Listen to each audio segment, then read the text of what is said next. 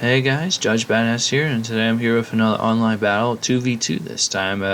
My first team battle that I'm going to upload on YouTube in a very, very long time. But anyway, 2v2, it's going to be Empire Wood Elves versus Beastman and Dark Elves, and I'll just go over the builds really quick. So, interestingly enough, I brought a build like this once, but for free-for-all. But besides the point, I'll just get to the units. I think he brought Outriders, some Pistoliers over here as Vanguard. And, I would say Outriders is probably my preferable pick just because of their armor pierce and they just do higher damage in general. But he also brought a contingent of Reichsguard and 2 Demigryph Knights as well with Karl Franz on the Griffins. So definitely all mobility. I kind of brought an infantry-based build with some mobility, so I would just have more flexibility on what options I would want to take on the field. So I got 2 Eagles, 2 Hawk Riders, a whole front row of spears, 2 War Dancers, Wild Hunters, Cornos because of their anti-large and they're pretty fast on the field. I mean they're kind of glass cannon like all the Wild Riders are, but they do definitely have their uses. I kind of use them with them together with the Hawk Riders and Eagles just because they all together do some pretty decent damage and cover my flanks if cavalry were to charge in. And then I'm a Glade Lord with the net. I know it's not a net, but it's just pretty much acts like a net. And then she has her spell of Arrow of Kornos as well to do some damage against some lords or single entity units. And then my spell Singer of Life with Earthblood to heal up any units if they're just low on HP and not too much unit damage. And of course I brought Dwellers Below, and that's such a solid spell. I think it's underrated. I don't see many people use it, but it definitely does a lot of damage nonetheless. So anywho, I'll just go over the Dark Elves. Now, I did not see this until later on when we kind of moved across the field, but he brought 4 Repeater Crossbows, 4 Cold One Dread Knights. So he brought a very mobile build, but I only saw the Cold Ones here, so I thought that's all the cavalry he brought. And I assumed that the rest of the army was over here just hiding in the woods or whatnot, so I was like, alright.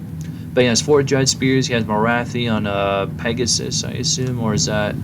Yeah, it looks like a Pegasus, but... And then he pretty much brought a Beastman build with some Ungor Hordes, regular Gore Hordes, I think he brought Ungor Raiders, and he does have a Cygor, a Gorbil, and Margo of the Shadowgrave.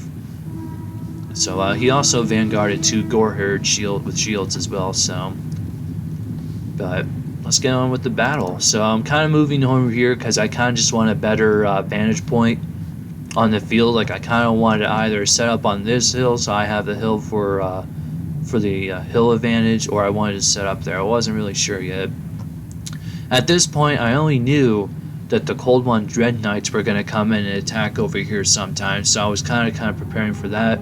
Still did not see these crossbow repeater bows, like they're just sneaking around, so probably not good on my part to not notice them, because they have armor piercing and they're extremely fast and they could definitely kite some of our cavalry units and whatnot. So I think this is when they're kind of coming over here, they're kind of doing their vanguard battles at the moment. Pistoliers and Outriders are doing decent damage. Not doing too bad. 2 units lost. Some HP damage. And I think he is going to kind of run over here eventually.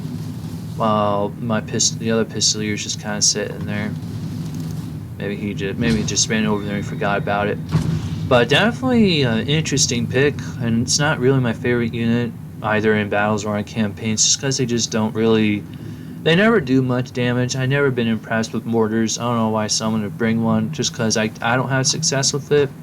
But he's actually doing really solid damage. 19 kills so far. It's taken down some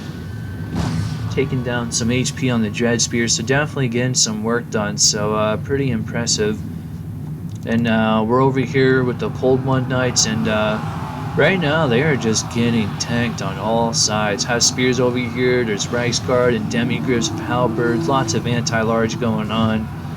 And I do have my Hawk Riders shooting in, but they're not going to do much against shielded armor. But he pretty much just lost his whole regiment of Cold Ones here. Like, did not get much done with that whole unit. We didn't we didn't really lose any value on our end whatsoever. Like, definitely not, probably not the best move to make that engagement so early with no infantry support, because I could easily commit and hit my partner, and I could easily commit our sources towards destroying them. So they're pretty much wiped from the map. And then I eventually do notice that their repeater crossbows are over here, or I will realize it soon enough, because they are shooting into my spears and war dancers and whatnot. Mortar's still doing some good damage with now 48 kills, so that's pretty solid. It's definitely, they're definitely hitting pretty accurately. It's never usually accurate for me, so very, very well done. And now that's when we notice the repeater crossbows are over here, and so we decide to make a quick move and try to eliminate them. I decided to send my Hawk Riders to come over there and take them down, because they just have faster speed and they have very low armor, so I knew they would be very effective against them. And I do believe I start kind of preparing to line up on this hill here, just so I have a better vantage point. I have the uphill as the advantage, so we'll just go ahead and speed this up. Right now we're just kind of playing duck duck goose with this guy, trying to chase him down, getting some kills in, getting some damage in. Hawk Rider's doing really good with whittling down one of the unit's HP.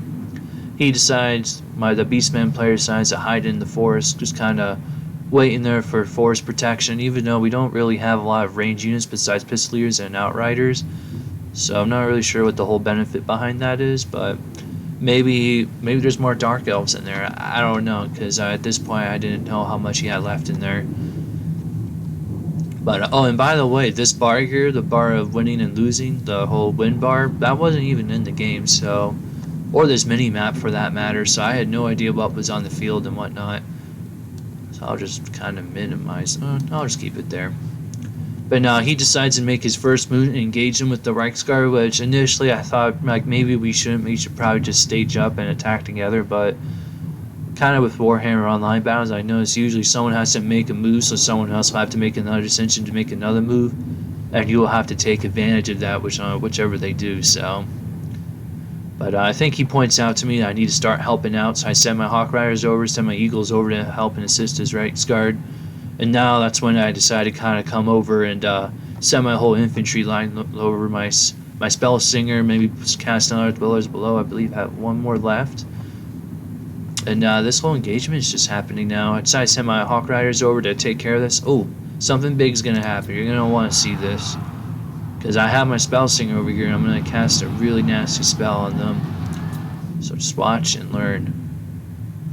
So 2 engagements going on with some Reiksguard Cavalry and all that. So this is where it's going to happen right here. You're going to see them just get devastated. Like, there's going to be nothing left of them. You see that? Done for. Done for. I notice I do hit my partner's cavalry, but I think it was a good benefit for the both of us anyway, because now they have no anti-large from the Dark Elves whatsoever, no spears to protect the lines or nothing. So at this point the Dark Elves are pretty much gone, unless they had something there, but I don't think they did, because he wasn't really making too many moves after this little skirmish. But I do eventually push my whole spears up here. Oops, Igor hit. I believe I have maybe some Eagles over here. Nope. Reiksguard are just kind of chipping away at them, and now he's going to send his Pistoliers and Outriders over there. I decided to send the rest of my relatively healthy army to come after him, because we kind of just, you know, was just kind of brushing them down, kind of chipping away at their forces. But probably definitely some moves that weren't best with separating their armies like that, because maybe 1 or 2 units just to sneak them by and kind of do some damage. If we had artillery or something, I could understand, and leaving the rest of their cavalry over here with their Repeater crossbows and Dread 1 Cold Knights, so that way we could assume, my partner and I could assume that maybe that was their whole army. We should pay attention to that. But leaving 1 or 2 units of cavalry over there probably would have been a better decision. And that rock is just kind of rocking out there, as you can see over there. Not sure if that's a glitch, but it's fun to watch anyway. And yeah, I mean, this is definitely pretty much in our favor. The match is going to end up here pretty soon. The only real threats are the Gorbil and the Mongor Shadowgrave. And I believe this, the Chaos spawn. I didn't even know they brought that there. 135 kills. That is not too bad. So yeah, other than that, it was a fun match. It was kind of fun builds to see, but definitely some different decisions could have been made, and maybe the outcome would have been different on their end. But you know, it's all fun in Warhammer. So hope you guys enjoyed the video.